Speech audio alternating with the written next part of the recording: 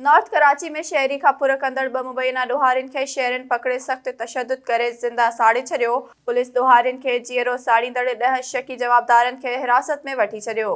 SS news जे reporter नबी बख्श खेली मूजिब ख्वाजा अजमेर नगरीअ जे इलाइक़े north कराचीअ जे चौरंगी number 4 वेझो मोटरसाइकिल सवार 2 मुबैना ॾोहारियुनि ते सरेआम तशद्दुद कयो वियो। उन मौके ते कुछ माण्हुनि पेट्रोल हारे फोरुनि खे ज़िंदा साड़े छॾियो, जंहिं सबबि हू मौके ते ई फौत थी विया। पुलिस इख्तियारनि मूजिब शुरूआती जांच दौरान मालूम थियो आहे त जिब्रान नाले हिकु शहरी मोटरसाइकिल ते घर वञी रहियो हो त मोटरसाइकिल ते सवार 2 फोरुनि खां इसफुर कई, मथे ते पिस्टोल जो बट हयो ऐं फायरिंग कई त संदन गोली चेंबर में फासी पई। शहरीअ जे रड़ियुनि ते माण्हू गॾु थी विया ऐं हिननि ॿिन्ही ॾोहारियुनि खे पकड़े सख़्त तशद्दुद जो निशानो बणाइण बैदि पेट्रोल हारे ज़िंदा साड़े छॾियो। पुलिस जवाबदारनि जे कब्ज़े मां हिकु पिस्टोल, 3 मोबाइल फोन ऐं हिकु मोटरसाइकिल हथ करे वरिती।